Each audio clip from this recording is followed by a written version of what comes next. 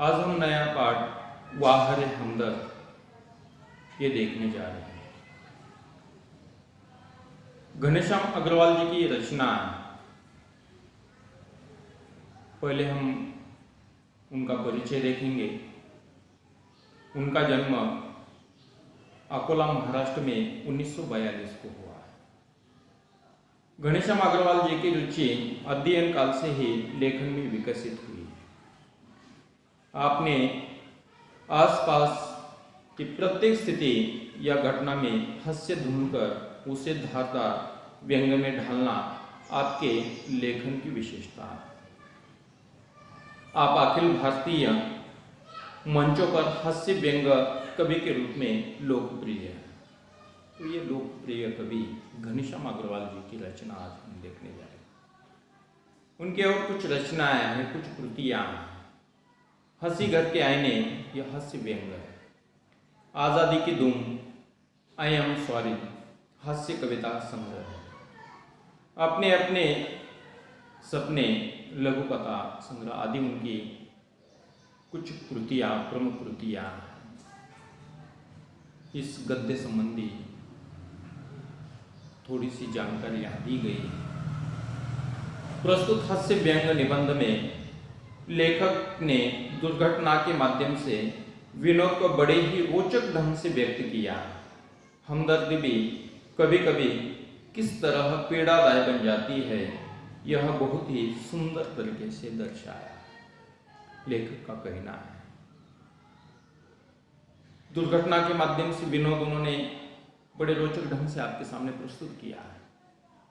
आगे कहते हैं कि हमदर्दी भी कभी कभी किस तरह पीड़ादायक बन जाती है, मरीजों के लिए कभी कभी पीड़ादायक बन जाती है। ये दिखाने का सुंदर तरीका आपके सामने दर्शाने का काम घनश्याम अग्रवाल जी ने किया। अस्पताल में इलाज के लिए भर्ती हुए मरीज को देखने जाने की परंपरा समाज में प्राचीन काल से चली आ रही है। इससे मरीज को खुशी होती है और कुछ समय के लिए उसका ध्यान अपने कष्ट से हट जाता है। पर कुछ मिलने वाले ऐसे होते हैं जो मरीज के लिए परेशानी का कारण बन जाते हैं। प्रस्तुत हास्य व्यंग्यात्मक निबंध में लेखक ने दुर्घटना के माध्यम से ऐसी स्थिति का चित्रण किया है। एक और समाज में विद्यमान परोपकार की भावना पर प्रकाश डाला है। वही दूसरी ओर बड़े ही रोचक ढंग से हमदर्द लोगों की मानसिकता को भी चित्रित किया गया है। कभी कभी हमदर्दी भी रोगी की मानसिक पीड़ा का कारण बन जाती है। बात ऐसी है कि अस्पताल में अगर कोई भर्ती हो जाता है, कोई मरीज हो, उसे अस्पताल में भर्ती किया जाता है। अस्पताल में भर्ती करने के बाद उसके सगे संबंधी, आप मित्र उसे देखने के लिए अस्पताल में चले आते हैं। ये प्राचीन काल से ये परंपरा चलती आ रही है। आज भी कोई बीमार हो जाता है तो उसे देखने के लिए अस्पताल में चले जाते हैं। ये परंपरा है। तो कुछ ऐसे लोग हैं, मिलने तो चले जाते हैं लेकिन मिलने जाने के बाद उस मरीज को कष्ट देने का काम कर देते हैं। हमदर्द का अर्थ है सहानुभूति। जो हमदर्दी जताने के लिए गए लोग हैं, हमदर्दी जताने के लिए जाने वाले लोग हैं, मुख्य कारण तो यह है हम उन्हें क्यों मिलने जाते हैं। जब कोई मेहमान मिलने आ जाता है तो अपने कष्ट से उसका ध्यान कुछ समय के लिए निकल जाता है, उसके कष्ट कम हो जाते हैं, उसकी पीड़ा कम हो जाती है। ये मुख्य कारण है। लेकिन कुछ ऐसे लोग मिलने जाते हैं, हमदर्दी जताने के नाम पर कुछ ऐसे लोग मिलने चले जाते हैं जो उसकी पीड़ा को, उनके कष्टों को बढ़ाने का काम भी कर देते हैं। ये ऐसे दो लोग समाज में होते हैं। एक तो हमदर्दी जतानी है एक हमारे कारण लोगों को कष्ट न हो ये सोचने वाले लोग हैं, और कुछ ऐसी मानसिकता रखने वाले लोग हैं जो अपनों से लोगों को ज़्यादा कष्ट कैसे पहुंचे ये दिखाने का काम करते हैं। तो बड़े रोचक ढंग से यहाँ घनश्याम अग्रवाल जी ने वाहरे हमदर्द सहानुभूति जताने वाले लोग उनके बारे में मज़ेदार रोचक ढंग से हास्य व्यंग पाठ्यक्रम में प्रस्तुत किया है, तो हम उसे देखने वाले हैं। इस पाठ का कुछ उद्देश्य है, पाठ के कुछ उद्देश्य होते हैं। दुर्घटना या पीड़ा को हास्य व्यंग्यात्मक ढंग से स्पष्ट करने का प्रयास किया है। एक दुर्घटना हो या कोई पीड़ा हो उसे हास्य ढंग से प्रस्तुत करने का प्रयास यहाँ लेखक ने किया। दूसरी बात ऐसी है कि तनावपूर्ण जिंदगी को हंसते हंसते सुलझाने की सीख दी है। समाज में हर एक व्यक्ति तनाव युक्त जीवन जीता हुआ दिखाई देता है। तनाव से परिपूर्ण लोग हमें दिखाई देते हैं। सभी के पास तनाव, चिंता है, और ऐसी चिंता में, तनाव में लोगों ने इस तनाव से मुक्ति पाने के लिए हंसते हंसते जिंदगी जीने की सीख यहां दी गई। दुख तो यूं ही आ जाते हैं, दुख तो यूं ही आ जाते हैं, रोने से क्या फायदा। एक जगह पर लिखा है दुख तो आ ही जाते हैं, दुख तो आने वाले हैं। ऐसा कोई व्यक्ति नहीं कि उसे कभी दुख उसके सामने नहीं आया। तो दुख आने वाला है ये समझकर, ये सोचकर उसने ये भी आगे सोचना है कि रोने से कोई फायदा नहीं है। उन्हीं दुखों को, उन्हीं कष्टों को बाजू में हटाकर आगे बढ़ना ही मनुष्य जीवन की सफलता है। रोगियों, पीड़ितों के प्रति हमदर्दी की भावना बढ़ाना ये भी एक उद्देश्य है। जो रोगी है, पीड़ित है, दुखी है, कष्टी है, उनके प्रति मनुष्य के मन में हमदर्दी की भावना जगाना ये एक उद्देश्य है। सरकारी सार्वजनिक अस्पताल में भेंट देने, वहाँ की परेशानियाँ, सुविधाओं के बारे में जान लेना, ये भी एक बच्चों के लिए महत्वपूर्ण बात है कि गवर्नमेंट अस्पताल है, सरकारी अस्पताल या सार्वजनिक अस्पताल या प्राइवेट अस्पताल, जिन्हें निजी अस्पताल कहा जाता है, ऐसे अस्पताल में जाकर वहाँ की रचना कैसी है, किस ढंग से मरीजों को ठीक किया जाता है, उन्हें रहने की व्यवस्था कैसे की जाती है, ये सभी देखना ये अपना कर्तव्य है। ये भी देखना चाहिए, ऐसा लेखक का कहना है। अस्पताल की सूचना फलक, विज्ञापन की जानकारी प्राप्त करना ये भी महत्वपूर्ण बात है। रक्तदान, अंगदान क्यों व कैसे करें, इसका मार्गदर्शन लेना आवश्यक है। आज समाज में इसकी आवश्यकता है कि हम अपना खून किसे तो दें। रक्तदान किया जाता है, सबसे श्रेष्ठ दान कहा जाता है जिसे रक्तदान। आपने कुछ निकाले हुए खून से किसी की जान बच सकती है, इसलिए रक्तदान को श्रेष्ठ दान कहा जाता है। तो ये किस तरीके से किया जाता है, कैसे किया जाता है, उसके बारे में भी हमें जानकारी होनी आवश्यक है। उसके साथ साथ अब अंगदान भी किया जाता है।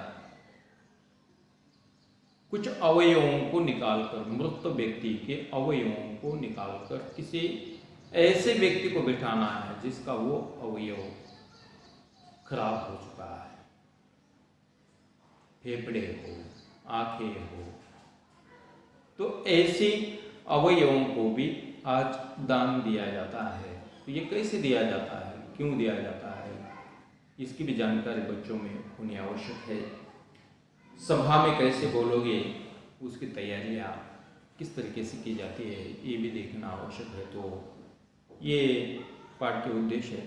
तो हम आज वाहरे हमदर्द, ये हास्य व्यंग निबंध देखने जा रहे हैं। तो चलिए, उस दिन जब मैं पूंजीवादी और समाजवादी अर्थव्यवस्था पर भाषण सुनकर आ रहा था, तो सामने एक कार आ रही थी। सामने से भाषण के प्रभाव से मेरी साइकिल को अधिक जोश आया या कार को गुस्सा अधिक आया, यह मैं निश्चित रूप से नहीं कह सकता। किंतु मेरी साइकिल और वह कार जब करीब आए तो विरोधियों की तरह एक दूसरे को घृणा की नजरों से देखते हुए आपस में जा भिड़े।